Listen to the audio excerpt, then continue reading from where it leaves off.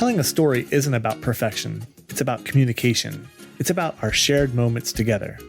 Hi, my name is Jeff Price, and I would like to welcome you to Intentional Musicianship, where we look at everything that goes on at center stage and the preparation behind the scenes needed to transform your performance into an unforgettable experience.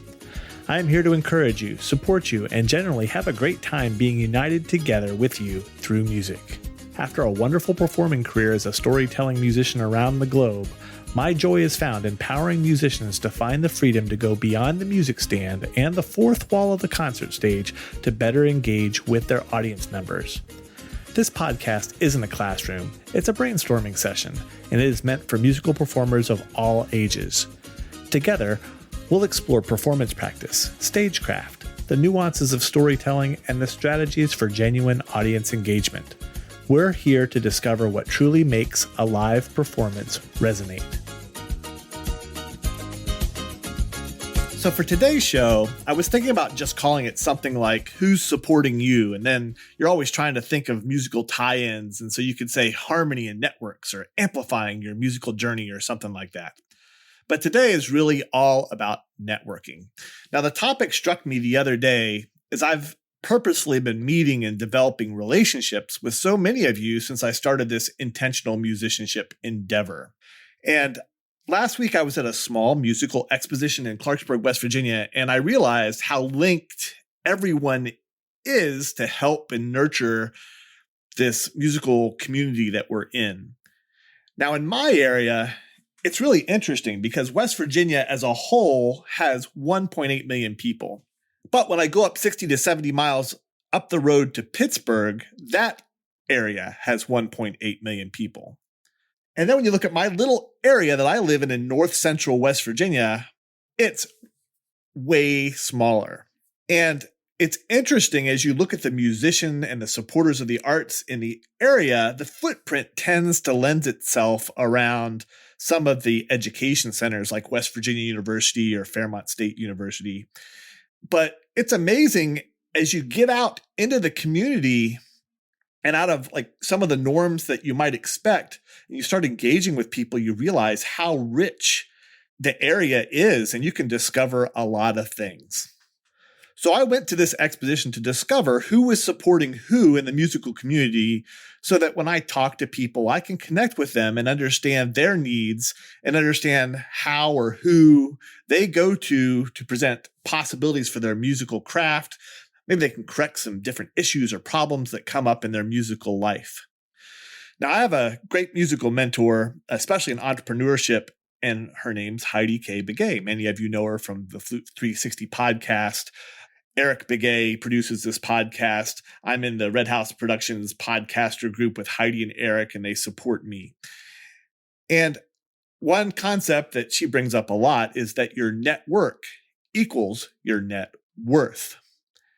And that's an interesting concept because when I look back over time and the relationships I've built, you can see a lot of these awesome connections that have brought you to where you are today. And consequently, many of those same networks that you've developed can be useful to others and help others as they go about their journey in music. Hey, I remember even like the very first job I was offered out of music school in music as a full-timer was with Ken Dorn Publications up around Boston. I was getting ready to graduate Northwestern. And because I'd used his musical services for so many years and he knew me because of all the music I bought, this was way back in the early 90s, he thought maybe I'd like to come up and start working for him. And that was just an example of a natural extension of building your support and musical network. And that wasn't even the first time in my life that that's happened. So many jobs I've been offered because of the relationships that we've grown with others and people, like my buddy Mike Tietz at the Last Word bookstore in Morgantown. So many great friends and relationships that I've met before because of that.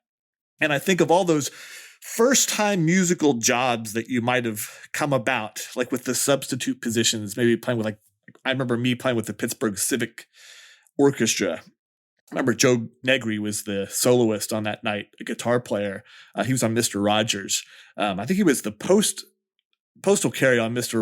Rogers always brought the mail, but man, what a great guitar player. Still alive today. I think he's up in his 90s, but just what an influence he's had in our area.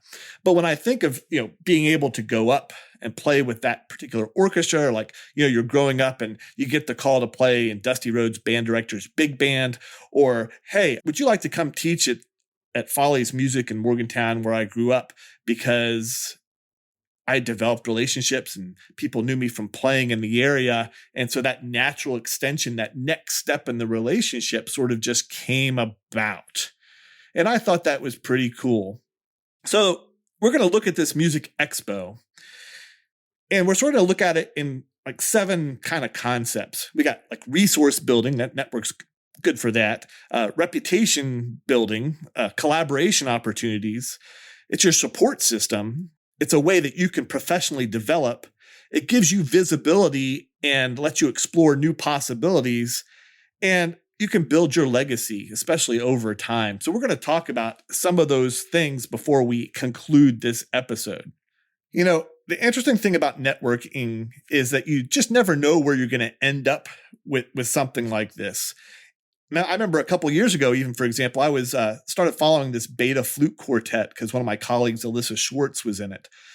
Consequently, I'd followed on social media a saxophonist named Meg Brennan. I didn't know she was a flutist. And so on Meg's page on Instagram, she was playing flute. And she was at Alyssa's house playing with her partners, which were Tatiana Casada and Eftia Arkutis. And I got to meet them when they came in concert.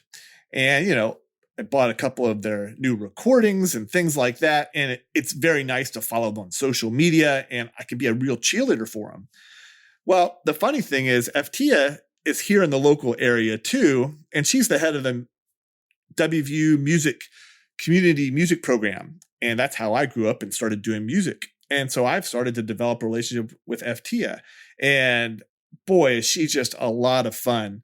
And it was funny because I was following her, and I'm a follower of Heidi because of all of the things that she brings to the relationship I have with her as a partner with this podcast and everything.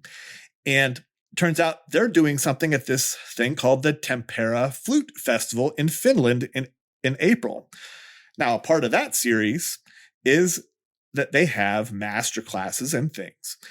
It's interesting that Eftia and Heidi are linked in to give a topic on music entrepreneurship and all those things like that.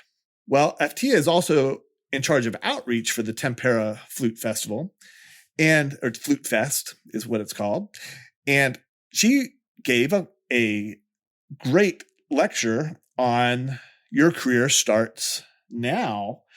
And I signed up to be a member of the Tempera Flute Festival. Flute Fest. It wasn't very expensive. And so for the year, I have all these great, awesome flute resources.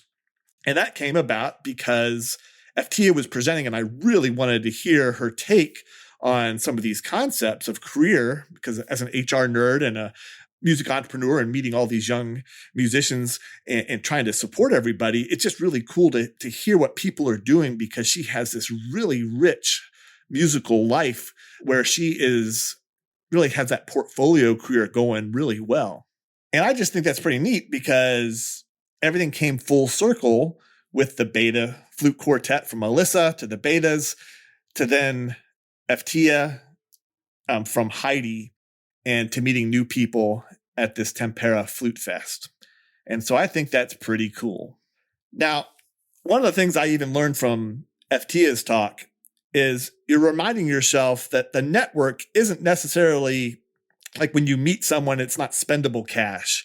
You're not meeting people just to take from them. It's almost like an investment. You're investing in people and brands and companies. And, as the time is right, then you use those resources wisely to help others. And so let's look at some of these things I learned from this small musical expo in Clarksburg, West Virginia. Now, the first thing to note was we were at a place called the Robinson Grand Theater in Clarksburg.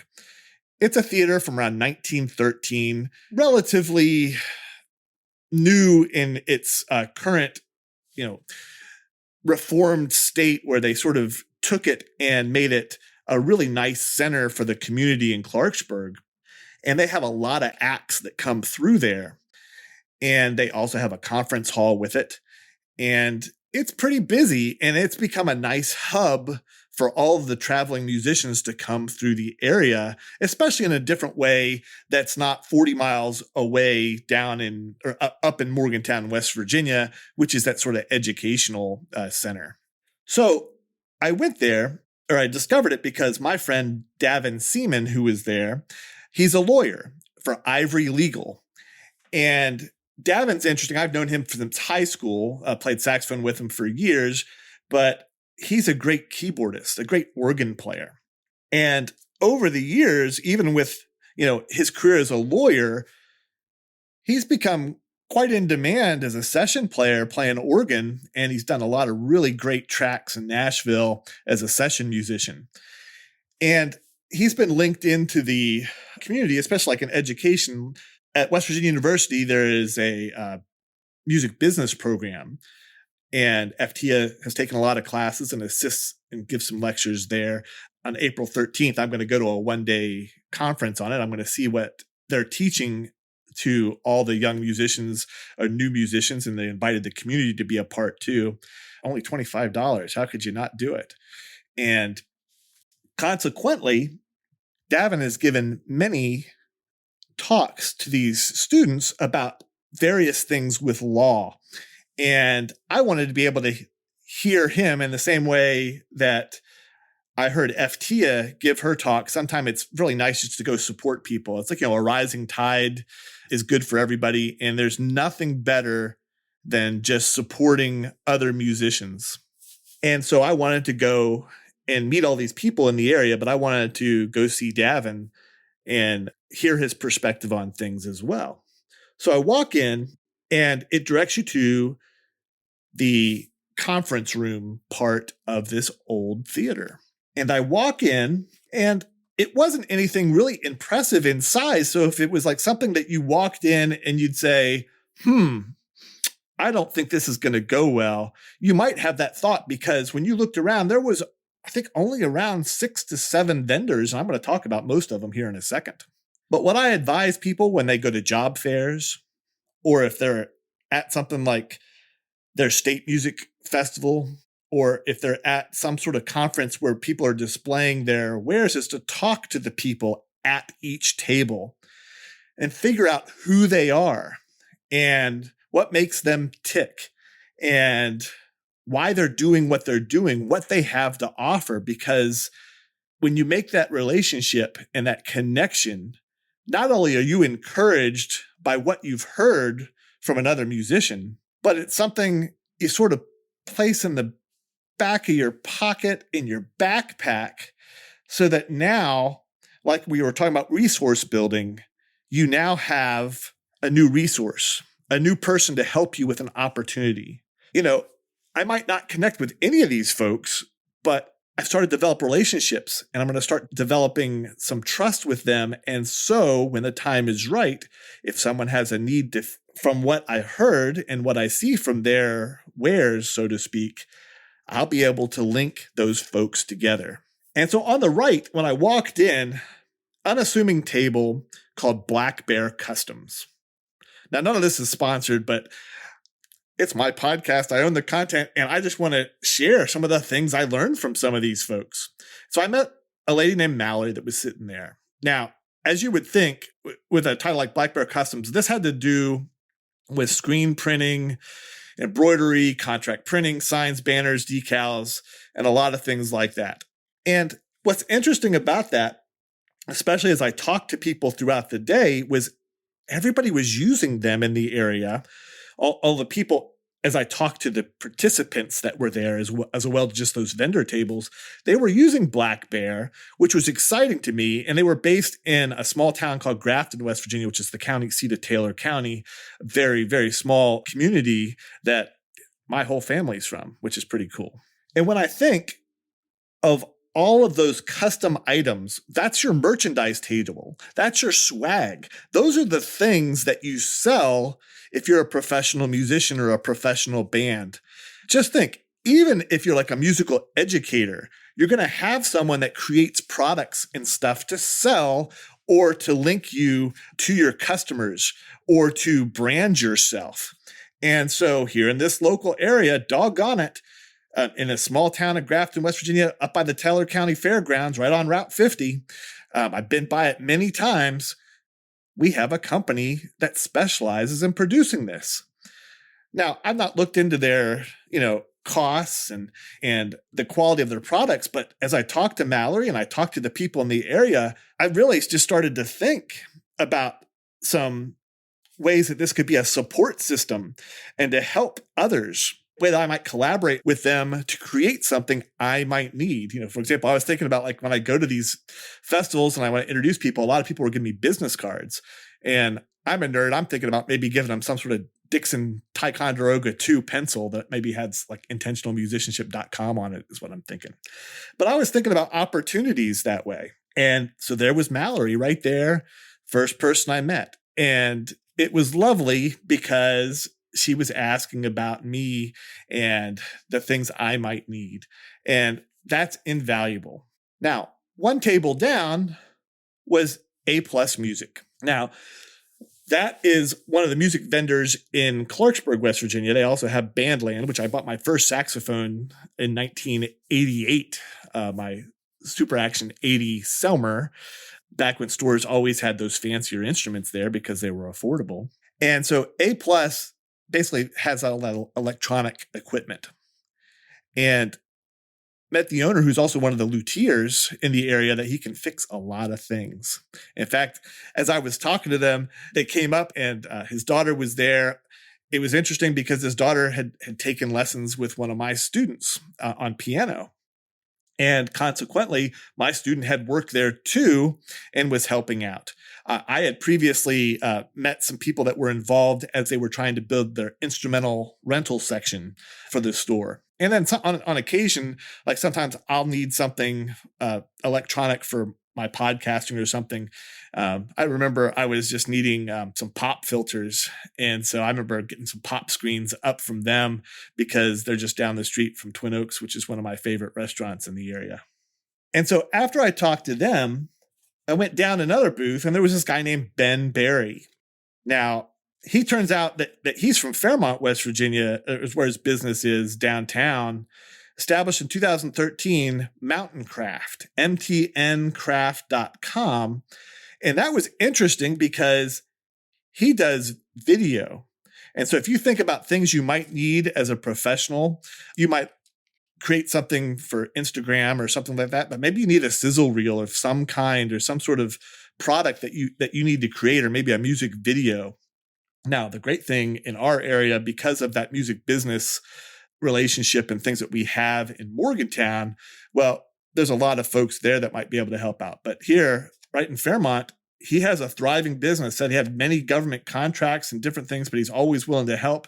In fact, it's so big that at the Robinson Grand, every October, I think he said it was, they have a film festival now that they sponsor, and everybody sort of comes and present their films, which I thought was really cool in my area, just at something simple like this little expo. Now, the next vendor I didn't talk too much except for just to say hello and laugh a little bit, because they were just selling vinyl records. And that's sort of interesting when you think about it, because when I grew up, we had cassettes and vinyl, and we even had the 8-track that, you could put into the vehicle. I remember in my Uncle Lloyd's van, you could put in an 8-track, and I just thought that was pretty cool. And I remember even in the basement where we had the record player that my dad had, you could listen to things like Disco Duck, because, that's all the cool kids did in the 70s.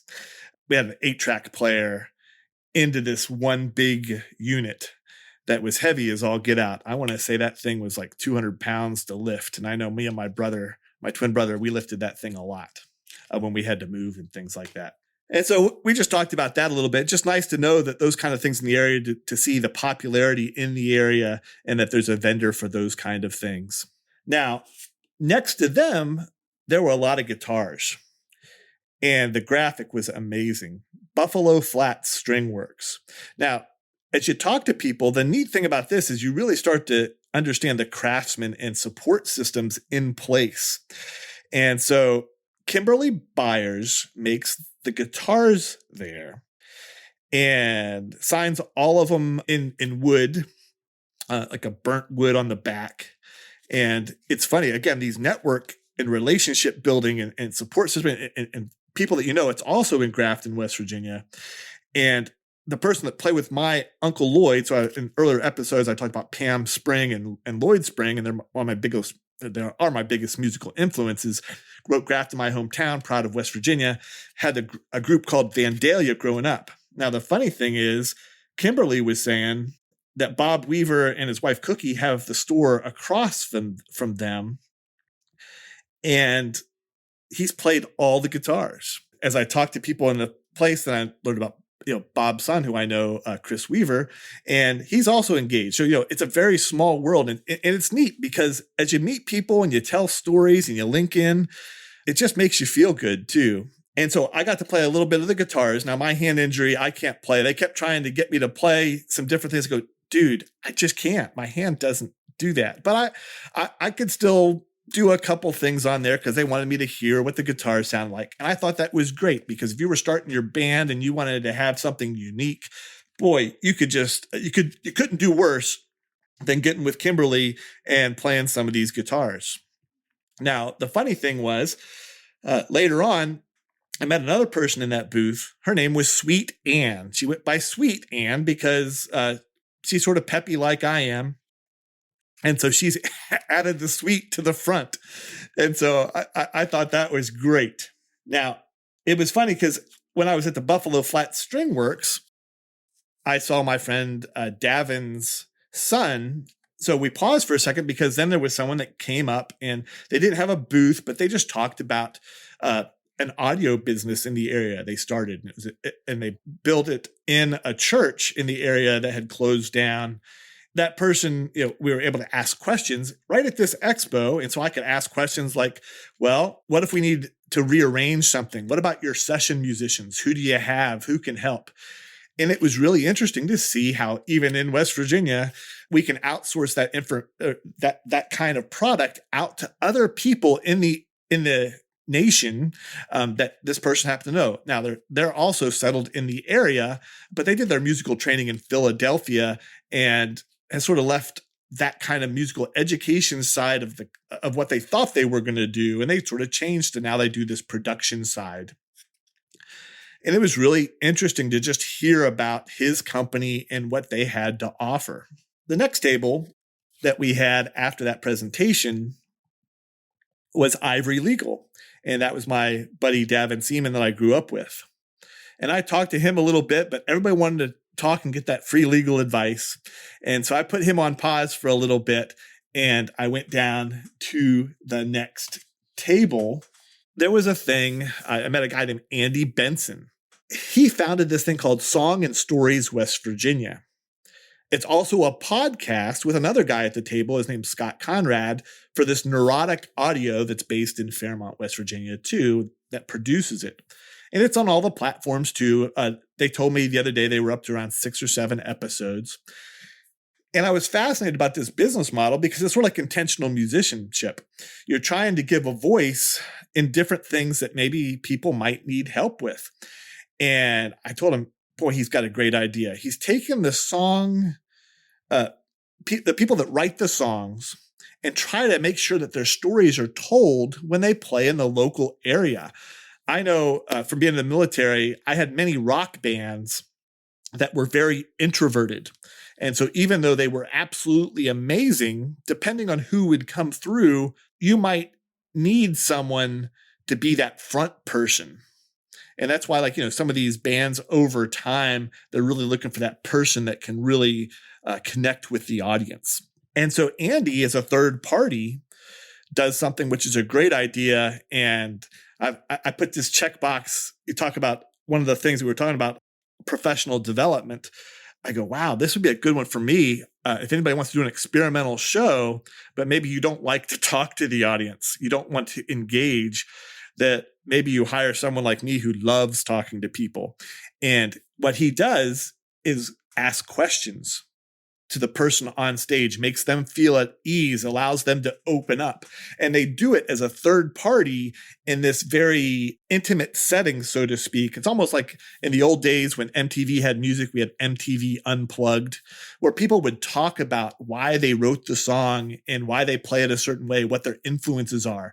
And so by the time it gets to the end for that call of action, whatever it happens to be, you're really connected to that person. You've grown and learned from this event.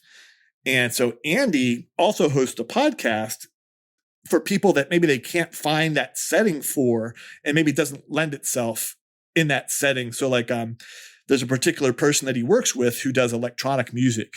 Now, it's hard to find a local bar in our little West Virginia area that might lend itself to having that kind of music live.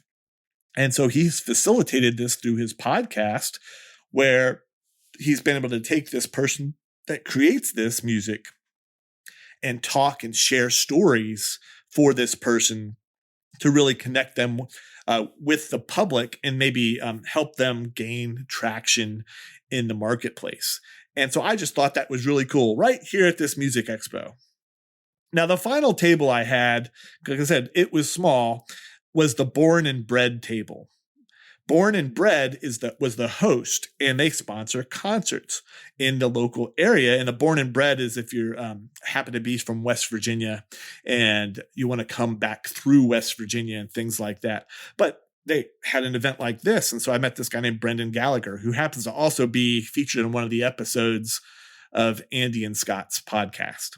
And I met him and his wife, who was from Boston, and what they were doing. And I signed up for their mailing list. And I just started talking and sharing stories. And he knew my cousin Buddy. And so then I was texting my cousin right there on the spot, sending pictures. And that was really a really great thing. Now, we paused again because then my buddy Davin got up and gave his legal talk. And it was a little longer as he was sharing with us when it was the appropriate time to maybe get an LLC, talking about what copyright is and isn't, and talking about trademarks and when you would need someone like him to be involved.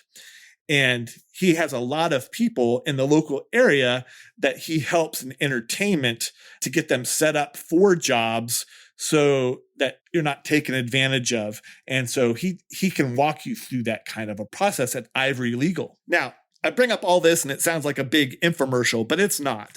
I'm really just trying to go back to that initial set of points where I had that resource building and that reputation enhancement, collaboration opportunities, support system, professional development, visibility and opportunities, and legacy building.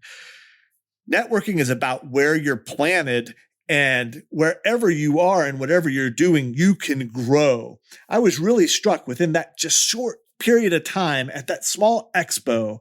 I really built on the resources that I had available to me in my network. Not only did I learn from the many people offering varied services in the area, but I got to meet a lot of people at that event that are really solid musicians in the area. And I got to see what they were doing.